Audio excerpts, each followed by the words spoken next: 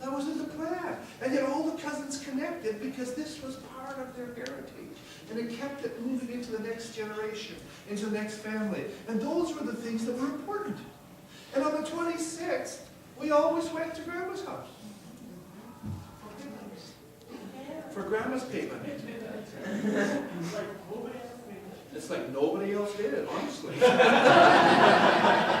I had never known that payment could look like that. Until I had it at Grandma's. And you go, oh, okay. For those of you who don't know what payment is, it's a little cookie that German people are. No, they're not supposed to be hard. They're supposed to be soft and fluffy. They have brown sugar and... I know, those are the ones I grew up with, the big fluffy ones, the good ones. Not the little hard ones that look like they're stones. But Grandma didn't make those either. Grandma made even different ones. My wife's grandma. She made ones that looked like logs. That had somehow risen or something. I don't know. But they were good. And we all appreciated it. That's what we did. Now, if we had gone to Grandma's and she had the little red rock hard ones, whatever, we wouldn't have known what to do with them. Because these were not Grandma's pieces. Hang on the fish tank to get stones. And then Grandma would have shown her finger and said, and that finger would have waved at no stop, and we would have all carried on and done it anyway, and she would have laughed. After she cleaned it up and we were all gone. But there was traditions. And that was what people came for. So this isn't the day, Christmas gathering isn't the time where we have to try and make everything so perfect that we're going to, people are going to say, oh, wow, they really know how to do it. That's not what it's about. And then finally, and most importantly, Matthew chapter 6.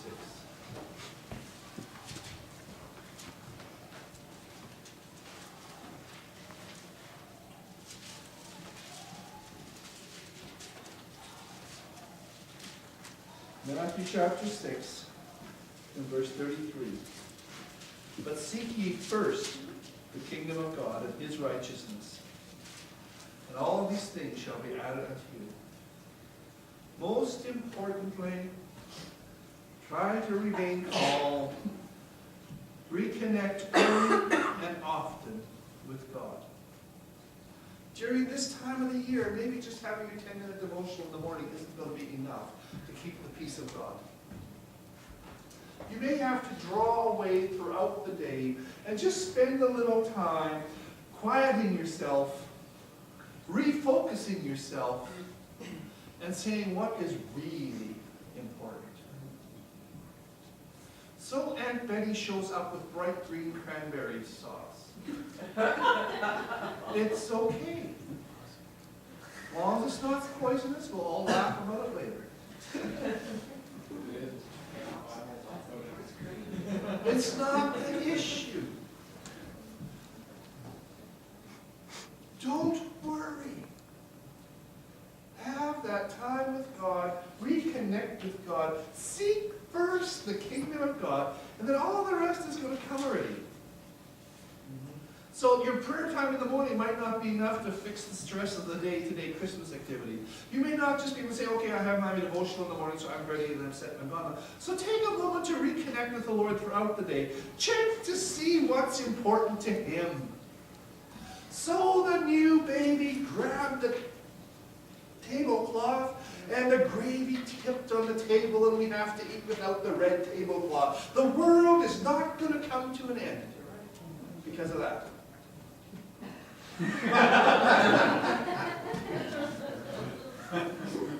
Not today.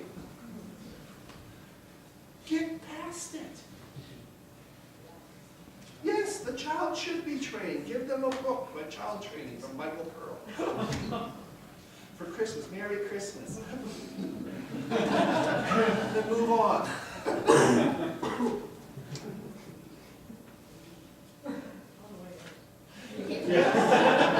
On the way out. Yes, maybe the nosy aunt is there there and she's asking all the pointed questions that nobody wants to answer. Get over it. Heard a while ago about this young lady was going to a wedding. And her dear old aunt came up to her again and said, "Oh, pretty soon it'll be your turn," and just squeezed her a little bit. And this had been going on for a number of weddings. So she thought it was time to stop this, and they met at a funeral, and she squeezed her dear old aunt and said, "Pretty soon it'll be your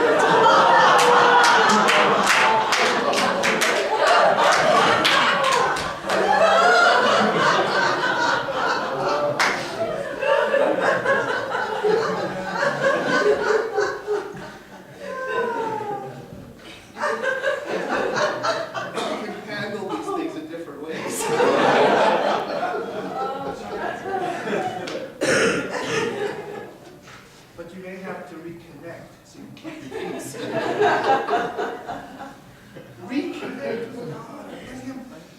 Let him just bring his peace to bear.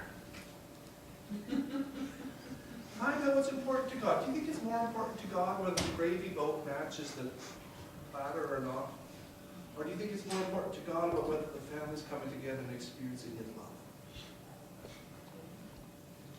Which do you think is most important to him? Is it more important that all the settings match and it's all set properly and the linens are all out and crisp and white? Or is it more important to him that everybody that comes in feels welcome and loved? Find out what's important to him. It's his birthday. Yes. You know, it's like some birthday presents that people bring you. And you go, "Oh, what on earth? What am I doing with this?"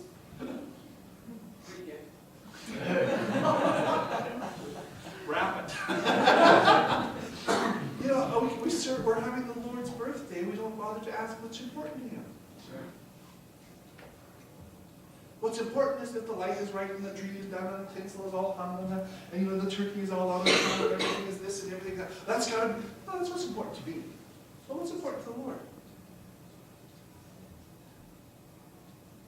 I believe it's the time that we get to spend with family, with friends.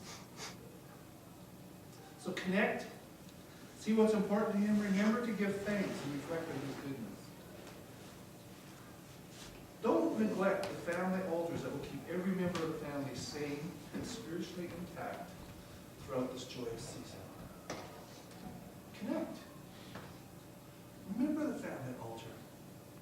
In a lot of families, they started a tradition of reading Luke chapter 2, the Christmas story, at their family gatherings. A lot of families have a tradition of going around the room and everybody gives thanks for at least one thing that they're happy for this last year. To share one Christmas memory from the years past. You know, you're going to find out a lot about your family and friends if each one shares one memory that really spoke to them over the years. What was important to you? When you share that with us, all of a sudden you start finding out it's probably not the things you thought were so important. Because everything speaks differently to different people. You know what people will fight over Grandma's apron after Grandma's gone? I want the apron that Grandma always used when she was putting. It's a washed out, patched, old. Yeah, but that's the one I want. It's not because the apron has the value. The memories attached to that apron have the value. Yeah, but you know, Grandma used to have this candy bowl that was sitting on the shelf there, and it was always full of peppermints. Where did that candy bowl go? It's a $2 Walmart special. Or that's probably Kmart or Woolco. Get another one. No, that's the one I want. Yeah, but that one it's got no value. It has great value in my eyes. Why? The truth, what I've attached to it is what gives it value. See, Christmas is a time where the world spends herds of money to try and make us focus on everything except what's important.